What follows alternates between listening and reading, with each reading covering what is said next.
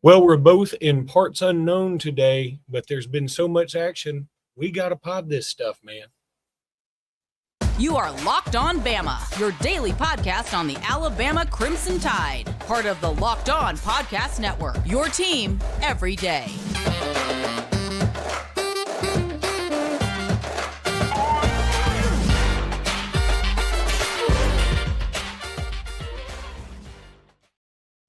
Hey, everybody, and welcome back into Locked On Bama. Luke Robinson, that's me. Jimmy Stein, that's him. This episode is brought to you by Gametime, and thank you so much for making this your first listen every single day. You guys are the absolute best. Jimmy is once again parked on the side of the road, and much props to him. I'm also kind of on the side of the road in the middle of Mississippi at a Holiday Inn, pulling over just to do this because there's been so much action. We've got to discuss it. Jimmy, let's talk about the portal first of all. Alabama has lost some more dudes in the portal, and they are good dudes. Eli Holstein. We talked about Seth McLaughlin. We talked about Terrence Ferguson. Malik Benson is now in the portal. Help me out, Jimmy. Who else is in the portal? Well, it's almost like who's not in the portal, but Malik Benson, Shaz Preston, Miles Kitzelman, Terrence Ferguson, Seth McLaughlin. Let's see, Monkel Goodwine was a big one. Christian Story, and Earl Little in the portal. I'm expecting more, frankly. Now, I don't know if it'll be a lot more, but I'm expecting more probably today. That's the thing about doing these shows. I mean, by the time the show's out, it may be dated. There may be other people in and other stories. For instance, Chris Braswell turning pro today. Again, totally expected. J.C. Latham entered the NFL draft last night. Totally expected. But still waiting on some decisions from some 2020 guys that may or may not come back, and some juniors like Kool-Aid McKinstry and Terrion Arnold. May hear about that today, possibly. But big story with all these guys in the portal. Again, two things here to balance. Number one, you had to have these numbers in the portals. You had to have it. That had to happen. So this isn't bad. This is needed. But when you parcel the individuals who enter the portal, it can be a little hurtful because some of these guys were projected to at least be competing for spots on this team next fall in terms of being first-team players. And a couple of these guys are hurt, and not all of them the staff was happy to see go. And in fact, I mean, they're probably going to try to talk some of these guys into coming out of the portal. I mean, that's happened before. It wouldn't shock me if they gave a sales pitch to Earl Little and to Seth McLaughlin. I know some people are like, no, on Seth McLaughlin. But I mean, y'all, first of all, we've had a few days now. It wasn't all his fault. I'm going to say that again. And, he's going to have some options. Now, maybe it doesn't work out. Maybe they stay in the portal. But I think at least a couple of those guys, they will try to sell on coming back, right? Earl Little, I think, is a guy they would like to keep if possible, but I don't think that's possible. As a matter of fact, Earl Little is on his way to Tallahassee right now. I think this has been a preordained move to Florida State from the start. I think this is just a decision Earl made well prior to entering the portal. It just seems that way. I mean, in terms of enters the portal last night, on his way to Tallahassee today, has some connections there to that program. No doubt. I think his high school coach is the DB coach there, and Pat Surtain's dad. So I think that's what's kind of going on there. But they would have liked to have had him back. He was not a guy that they're like, oh, good, Earl's gone. No, they would have liked to have kept him. But he's going to go play for his high school coach. Seth is a guy that they did not kick Seth out. So many people would believe that. That's absolutely not true. Seth would have had a spot had he decided to stay and work on the snap issues. I think the situation just got too toxic for him and his family. So I think him and his family decided it was a better situation for him anywhere else. So we'll see. My understanding is that several big programs have reached out, including some SEC programs. So, it wouldn't surprise me to see Seth stick in the SEC. And Alabama will try to either develop a center that's already on the roster or scan the portal for one. which is, again, it isn't always a solution. Sometimes it can be, but not always.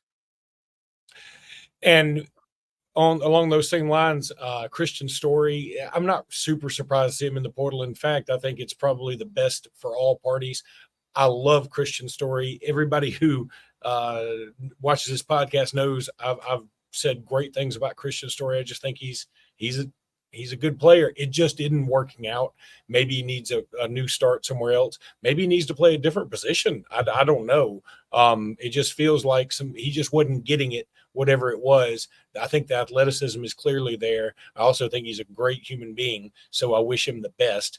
Eli Holstein, that was who I alluded to yesterday, not because I had any inside information, but just all you got to do is read the tea leaves. If you got Jalen Milroe coming back, you got Julian Sayin coming in, Ty Simpson looking like he may stay. All of us, and Dylan Lonergan may be the best of all the quarterbacks, and according to the coaches, at least in some circles. It wasn't hard to look at it and go, somebody's going to be the odd man out here. And so, yeah, I wish him the best as well. Meanwhile, though, Chris Braswell does declare. That's not much of a shock. We knew that was coming. I know there were some people selfishly, including me, wishing he would come back. He's going to go, and I wish him well. J.C. Latham, again, no shock at all there. But Deontay Lawson and Tim Smith, I think Tim Watts basically alluded to the fact that, hey, both these guys could come back. I felt like Tim Smith was gone. I know you did too. I did feel like Deontay Lawson would probably be back. But if Tim Smith were to come back along with Deontay Lawson, and Lord help us all if Terrion Arnold comes back and maybe even Kool-Aid, good Lord, that's a great nucleus for a defense. Yeah, Tim Smith coming back to me was as big of a good surprise as Earl Little portaling out was a bad surprise. Tim Smith coming back, he had a really good season. I think he had over 30 tackles, 2 or 3 sacks, some tackles for loss. He had by far his best year.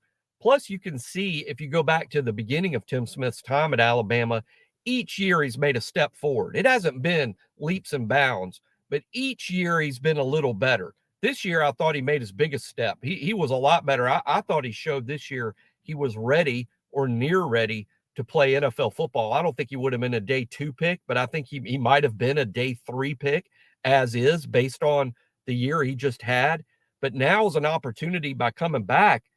I think this kid could make a climb to day 2 of the draft. And I'm really excited. Anytime you get a 300-pounder back that's going to have now 5 years of experience in the SEC, coming off a good year, Tim Smith back is huge to me.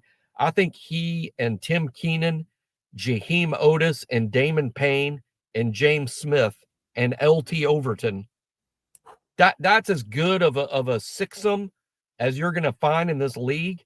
And again, it's not dominant. It's not the best defensive line in college football. Probably not. But good luck finding one that's got 6 dudes better than that one. Good. That's great news for the defensive line, and a little unexpected. I thought Tim Smith would be like, okay, I made myself into a draft choice, and I'm going to go play pro football. That's what I assumed he would do. But the fact that he's going to be back is only going to increase his value. And again, if he makes another leap like he made this past year, he can have that Justin Oboigbe type season we just saw from number 92.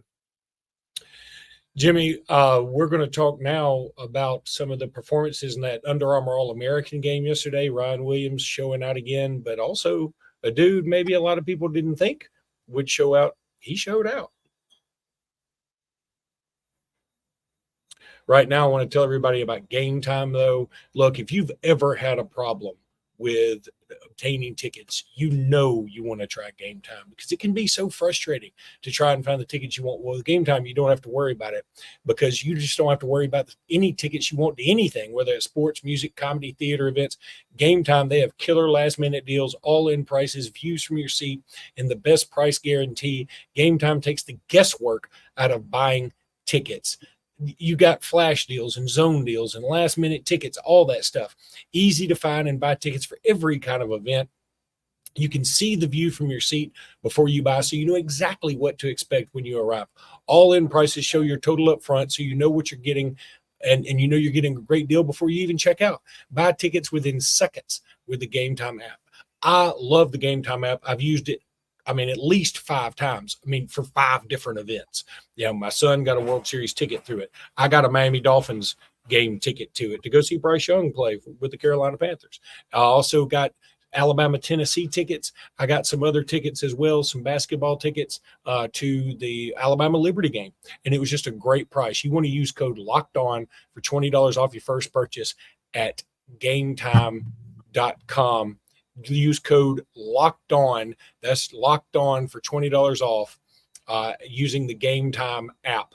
You want to go do that. Gametime and use code Locked On. Trust me, you will love this thing.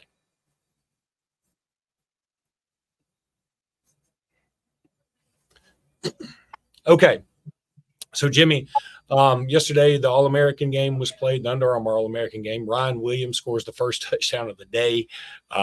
Nice catch from a Mississippi State commitment who won MVP, by the way. And I thought Ryan Williams looked fantastic, as apparently somebody is crushing diamonds behind him. Boy, stopped in a nice hotel. I did. This is one hell of a Holiday Inn. Anyway, so Ryan Williams looking strong again.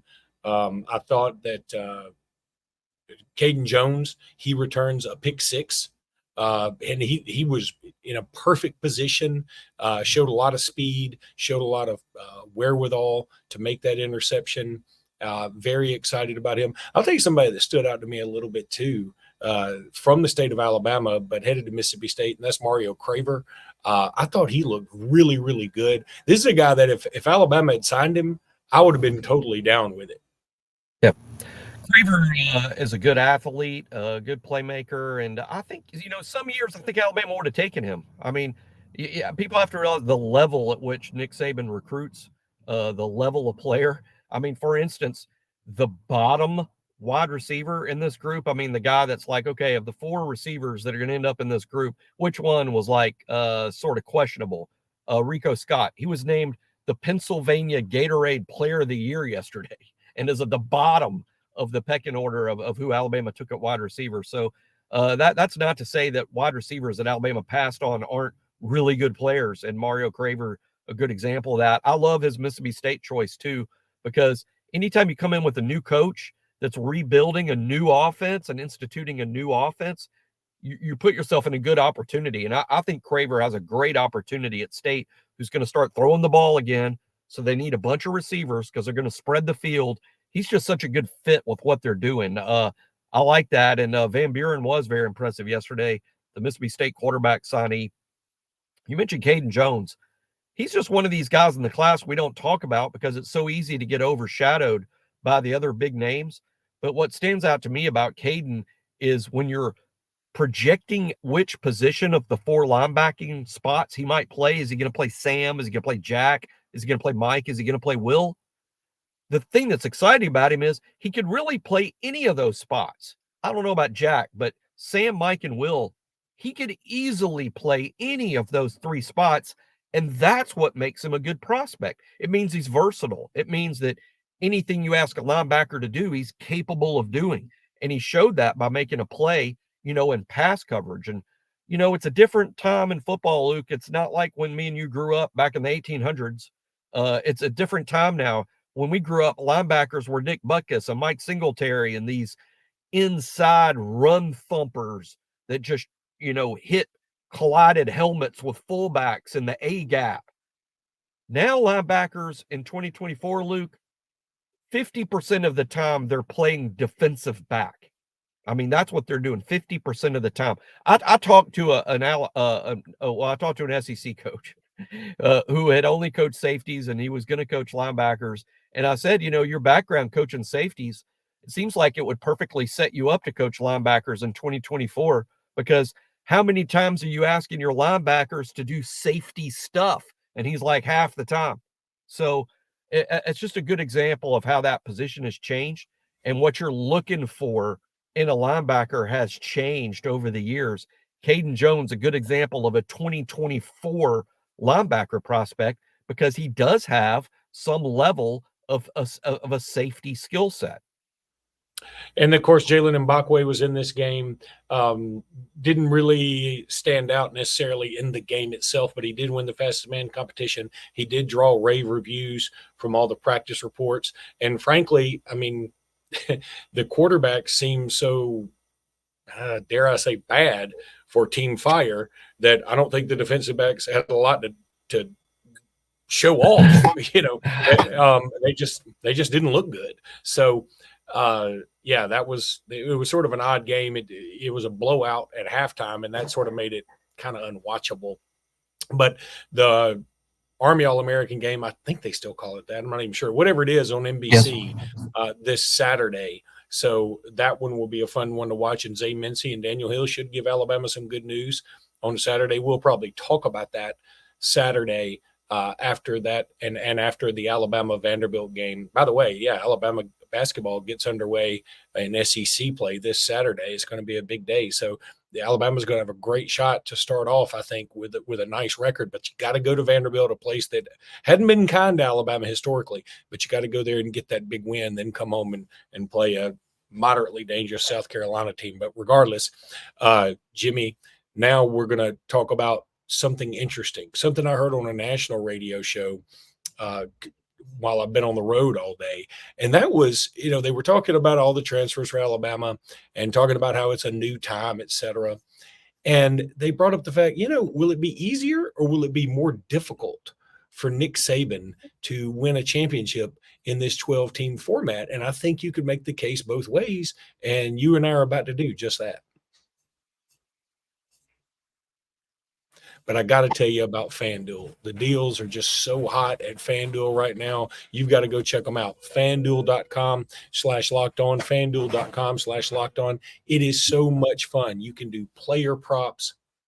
You can do any kind of game, anything you want, but especially in the NFL. This is the last week in the NFL. And, I know there are a lot of games in the NFL that don't really mean a ton this weekend. So what's going to make them mean a ton is if you go to FanDuel.com and get in on the action. If you can figure out, hey, this team does care, this team's going to sit players, and you can sort of maneuver that and manipulate that, man, you can make some serious money this weekend. So it's going to be a lot of fun to check out the NFL if you ask me, because right now new customers get $150 in bonus bets guaranteed when you place a $5 bet. All you got to do is place a $5 bet. That's $150 in bonus bets, whether you win or lose. You can do same game parlays, find bets in the new Explore tab, make a parlay in the Parlay Hub, all that stuff at FanDuel.com/lockedon. FanDuel.com/lockedon. Go check them out. You will be glad you did. Okay, so 12-team playoff coming up next year, Jimmy. I'm really kind of anxious for Tuesday of next week to start seeing some potential prognostications about who's going to make this, because it's going to be. I was a proponent of keeping it at 4, but now that it is going to be 12, I'm sort of like, okay, I got to embrace this. I can't complain anymore. Time marches on. So I'm going to embrace the 12-team playoff. And I'm going to say this, that, I could make the case either way that the 12-team playoff is going to be more difficult for Alabama and also going to be an easier path. The easier path argument, of course, is that, you feel like Alabama's going to be in it every year. I think if we had the 12-team format since this started, Alabama would have been in every single playoff. Alabama probably would have been in every playoff since 2008. Sure. I think I looked into that one time, but I can't even remember the results. I'm not sure Alabama would have been in 2010, the 3-loss season. Maybe not 2010, but a good chance in all the other years. I just one to me misnomer about it is, and of course Nick Saban hasn't spoiled us; he's ruined us. We talk about this; he's just ruined us as fans in terms of what we expect out of the team, each game and each year. So we're sort of ruined in that respect. But I'll just remind people that think it's easy to make the playoff that this past season, if you look at who would have made the playoff and who didn't, Oklahoma would not have made the playoff, and they were 10-2. In a Power 5 league with a win over Texas. They wouldn't have been in. So yeah, it's not easy to get in. This is just going to be my assumption going into a season based on how the last few seasons have played out, Luke. I think 10-2 in the regular season probably gets you in if you're in the SEC. If you But if you're finish Alabama, 10-2, you're depending on the schedule, probably. But I'm going to use the word probably. I'm not going to. I think anybody that uses the word definitely just hasn't studied enough of the seasons to know. I mean, this past year, there was an undefeated Power 5 team that didn't make the Final Four. And I would have told you that's impossible. But we just watched it happen. Seasons can play out sort of funny. I mean, it's unpredictable. So, but most likely, probably 10-2 gets you in. Now, 10-2 in the new SEC, not easy. Not easy by any means. And the one caveat is this automatic qualifier for the group of 5. And look, I know there's some bleeding hearts out there that are like, oh, we got to give the little guy a chance. We just gave Liberty a chance, and they got waxed against an Oregon team that had no reason to even be there. So we got to get rid of that. That's something that's got to change. How are we having all this evolution of the game, and we can't figure out, hey, guys, Liberty just doesn't play the same game we play, or any of these other teams. So let's figure that out. But that's a discussion for another day. The harder aspect of it is this, and especially with the transfer portal. You know, Alabama's done a great job of recruiting and stockpiling and having all this depth. And, you know, I remember it's funny to look back on it now, but I remember when Bryce Young got hurt against Arkansas last year, and Jalen Milroe comes in and he's doing okay, but what really opened some eyes was that long run he had that was almost a touchdown. And I remember somebody on Twitter said, you know, Alabama has the number 1 pick get hurt in the game, and they bring in Michael Vick.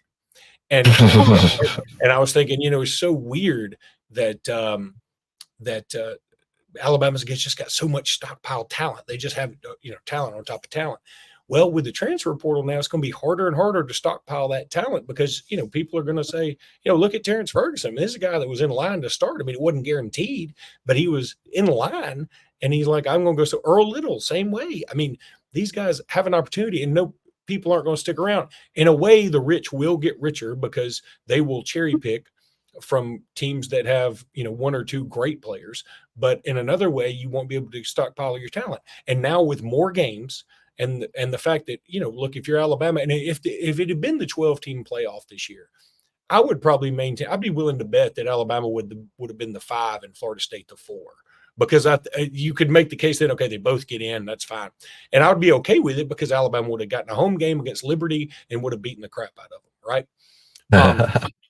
But, you know, there still is an extra game, and these games are beginning to pile up, man. So, yeah, I can make the case either way. It's going to be more difficult because another thing, it was on Dusty and Danny in the morning, and they said they set the over-under at championships for Alabama, national championships for Alabama for Nick Saban, under Nick Saban remaining at 0.5. And I would take the over, but I'm a homer. Yeah, I would take the over, but just winning, once you get into the playoff, advancing through the playoff and winning it, it sounds impossible, but someone's going to do it. I mean, someone's going to be the winner. It just seems impossible to beat, let's say, for instance, Oregon, Michigan, and Georgia. You got to win all 3 in 3 consecutive games. It just sounds impossible, but that's literally what teams are going to be asked to do. Someone's going to win these things, but my gosh, it is going to be extraordinarily difficult. You bring up a great point about depth. I think depth has always been important. Now depth goes to the top of the list in terms of it is a critical factor to make it to the playoff and through the playoff is your depth, because you're going to lose kids. You're going to lose them. And there's no way that you're playing all of these games with the same 22 dudes. There's just no way. So it's going to be fun. It's going to be suspenseful, but it's going to be difficult. There's no question. I think making the field, you got to be 10-2. That's going to be hard. But getting there and winning consecutive games against these elite teams, not easy to do. Better have a quarterback, better have depth. Jimmy, some unbelievable news just hit. Quinshon Judkins is in the portal. That's for real. It's not a fake account. That is not a fake account. It's being reported on lots of different places. That's amazing to me. I mean, I'll just tell you, my visceral reaction, which is is big time money grab here. Big time money grab. I mean, why he's the unquestioned big back on a playoff level team and couldn't be positioning himself any better as an NFL pro. I mean, there's no reason for him to go anywhere except NIL. I mean, he's got to be happy with his role. He's got to be happy with how he's positioning himself in the NFL draft. His team is winning and likely to make the playoff, although maybe not now. That's amazing. But hey, I know Alabama people will be interested because he's in state, and I'm not saying not interested, but two things. If he wants a bunch of NIL money, Alabama's not the spot. Yep. Number two, about Jam Miller, Justice Haynes, and Richard Young being Alabama's 1, 2, 3 at running back next fall. I'm fired up about that. I think Judkins is a heck of a player, but this is a luxury. This is not a need for Alabama. Need, I would start with places like center. If you're going to overpay, go there. But Judkins is a great player, though. There's no question he's a great player.